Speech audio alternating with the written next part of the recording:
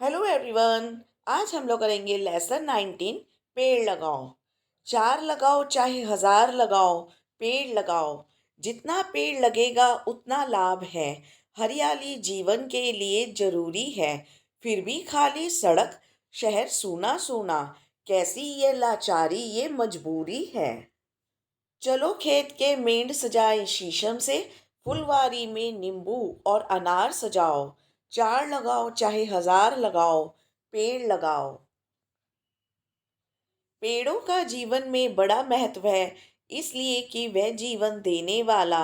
नहीं जानते उनकी क्यों पूजा होती, इसलिए कि वह जोवन देने वाला। लेते हैं दुर्गंध सुगंध लुटाते हैं। रोज सुबह पेड़ों का त्योहार मनाओ। चार लगाओ चाहे हजार लगाओ। पेड़ लगाओ। फूलों से है मानव ने हंसना सीखा। रस का बोध हुआ है उसको आम से। कायम करके दुनिया के इस राज को ईश्वर ने लिख दिया पेड़ के नाम से। पेड़ लगाकर सारे भारतवर्ष में सभी जगह पर हरा भरा संसार बसाओ। चार लगाओ चाहे हजार लगाओ। पेड़ लगाओ। तो बच्चों, हमें इस कविता में कवि ने सब लोगों को पेड़ लगाने की प्रेरणा देते हुए कहा है कि चाहे आप चार पेड़ लगाएं या हजार पेड़ लगाएं, लेकिन पेड़ जरूर लगाएं। पेड़ के लाभ बताते हुए कवि कहता है कि जितना पेड़ लगाओगे उतना ही लाभ मिलेगा। वातावरण स्वच्छ होगा और चारों ओर हरियाली ही हरियाली नजर आएगी। कवि कहता है कि इंसान की कैसी मजबूरी है कि सारे शहर, सारी सड़कें सब सुनी सुनी सी हैं। कहीं भी हरे भरे पेड़ नहीं दिख रहे। यानी कि हमारा ये जीवन कैसा हो गया है कि हम जिंदगी में आगे बढ़ गए हैं, तरक्की कर गए हैं, लेकिन हम चारों तरफ से पेड़ काटते जा रहे हैं और शहर गलियां सब पेड़ों के बिना सुनी सुनी हो गई हैं। कवि आगे कहता है कि चलो हम अपने खेतों के किनारे, मेंढ होता है खेतों का किनारा, वहां पर हम शीशम के पेड़ लगाएं और अपने बगीचे में नींबू और अनार के पौधे लगाएं। चाहे हम चार लगाएं या हजार लगाएं, लेकिन हम पौधे जरूर लगाएं। कवि आगे कहता है कि सभी को पेड़ लगाने की ज़रूरत है। कवि हमें प्रेरणा देते हुए कहता है कि हमारे जीवन में पेड़ों का बहुत महत्व है, क्योंकि यही हमारा जीवन दाता है। पेड़ों से हमें फल, फूल, दवाइयाँ, स्वच्छ हवा मिलती है और ये पेड़ ही हैं जो चारों तरफ सुंदरता फैलाते हैं। इसी से हमें जीवन मिलता है, इसलिए हम इनकी पूजा करते हैं। पेड़ ही हमारे जीवन को सुंदर व लंबी करती है, यही हमें यौवन देने वाली है। ये जो पेड़ हैं ये वातावरण में फैली दूषित, गंदी और दुर्गंध युक्त हवा को स्वयं ले लेते हैं और हमें जीने के लिए सुगंध और स्वच्छ वायु देते हैं, ताकि हम सांस ले सके। इसलिए प्रतिदिन सुबह उठकर पेड़ों का त्योहार मनाओ। चाहे चार लगाओ या हजार लगाओ, लेकिन पेड़ जरूर लगाओ। आगे कवि कहते हैं कि हम सभी को अपने घर, आंगन, बाग, खेत खलियानों में अधिक से अधिक पेड़ लगाने की जरूरत है। कवि प्रेरणा देते हुए कहता है कि इन फूलों से ही मनुष्य ने हंसना सीखा है और जीवन में मधुरता, मिठास, रस का आभास उसे मीठे मीठे आमों से हुआ है। कायम करके दुनिया के इस राज को ईश्वर ने लिख दिया पेड़ के नाम से। तो कवि कहता है कि ईश्वर ने सर्वप्रथम सृष्टि की रचना करने के बाद पेड़ों का ही साम्राज्य बनाया था। चारों ओर पेड़ ही पेड़ लगाए थे। इसलिए हे मनुष्य, तुम भी सारे भारतवर्ष में, यानी कि पूरे भारत में पेड़ लगाओ और इसे हरा भरा बनाओ। सारी धरती को हरा भरा बनाओ। यह हम सारे भारतवासियों का कर्तव्य है। यही हमारे सुखों का आधार है। पेड़ ही हमारे जीवन का आधार है, इसलिए हमें इसे ज़्यादा से ज़्यादा लगाना चाहिए। और एक बात बच्चों, जो इंसान पेड़ लगाएगा, भले ही एक लगाए, वो इंसान कभी भी पेड़ नहीं काटेगा। तो आप सोच सकते हैं कि कितने सारे पेड़ कटने से बच जाएंगे। अब हम करेंगे इस पाठ का पाठ अभ्यास। नीचे गुरुमुखी और देवनागरी लिपि में दिए गए शब्दों को पढ़ो और हिंदी शब्दों को लिखने का अभ्यास करो। हरियाली, हरियाली। शहर, शहर। महत्व, महत्व। अम्ब, आम। दुनिया, दुनिया। नंबर 2, नीचे एक ही अर्थ के लिए पंजाबी और हिंदी भाषा में शब्द दिए गए हैं। इन्हें ध्यान से पढ़ें और हिंदी शब्दों को लिखें। बट्टा, मेंढ। टहली, शीशम। जवानी, यौवन। बदबू, दुर्गंध। खुशबू, सुगंध। सरघी वेला, सुबह। मनुख, मानव। जानकारी, ज्ञान, बोध। पक्का, कायम। रसम, पेत, राज। परमात्मा, ईश्वर। नंबर 3, निम्नलिखित प्रश्नों के उत्तर एक वाक्य में दें। क्वेश्चन नंबर 1, कवि के अनुसार जीवन के लिए क्या जरूरी है? आंसर, कवि के अनुसार जीवन में पेड़ लगाना बहुत जरूरी है। क्वेश्चन नंबर 2, कवि ने फुलवारी में कौन से पौधे लगाने को कहा है?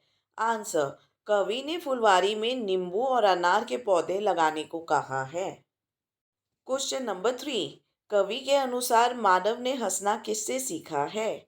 आंसर, कवि के अनुसार मानव ने फूलों से हंसना सीखा है। क्वेश्चन नंबर 4, कवि ने खेत की मेंढों पर कौन से पेड़ लगाने को कहा है? आंसर, कवि ने खेत की मेंढों पर शीशम के पेड़ लगाने को कहा है। क्वेश्चन नंबर 5, फिर भी खाली सड़क शहर सूना सूना में कवि ने किसकी कमी के बारे में बताया है? आंसर, इन पंक्तियों में कवि ने पेड़ों की कमी के बारे में बताया है। नंबर 4, लेते हैं दुर्गंध सुगंध लुटाते हैं से कवि का क्या अभिप्राय है? स्पष्ट करें। अभिप्राय यानी कि मतलब, क्या कहना चाहते हैं कवि?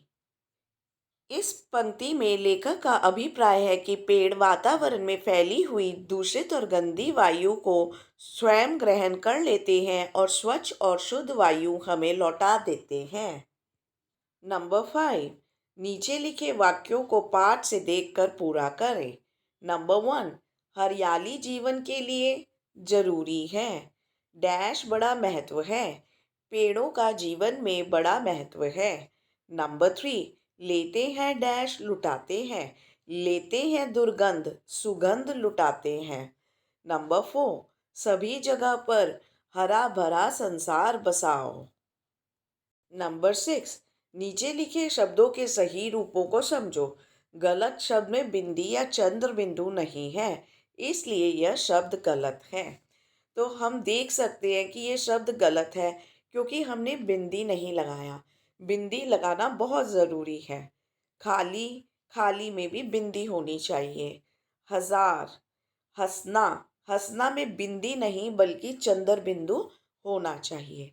इसी तरह कायम में क के नीचे बिंदी और राज में राज ज के नीचे बिंदी। नंबर 7, नीचे दिए गए चौखाने में 10 पेड़ों के नाम छुपे हैं, उन्हें ढूंढकर लिखो। तो यहाँ पर हम देख सकते हैं कि यहाँ पे जामुन लिखा हुआ है। यहाँ पे ऊ का मात्रा होगा जामुन, ये रहा जामुन। फिर शीशम, आड़ू, ये रहा शीशम, ये रहा आड़ू। नीम, पीपल, नीम ये रहा और पीपल ये रहा। आम, अमरूद, ये रहा आम और ये रहा अमरूद। बरगद, नारियल, ये रहा बरगद और नारियल कहाँ है? ये रहा नारियल। फिर अनार, सबसे आखिर में अनार। नंबर 8, सोचिए और लिखिए। नंबर 1, पेड़ हमें क्या क्या देते हैं? सूची बनाओ यानी कि लिस्ट बनाओ।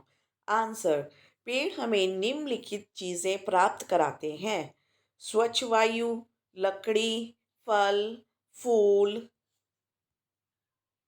सुगंधित वातावरण, औषधि, वर्षा। क्वेश्चन नंबर 2, यदि धरती पर पेड़ घटते जाएंगे तो क्या होगा? आंसर, यदि धरती पर पेड़ घटते जाएंगे तो हमें बहुत नुकसान होगा।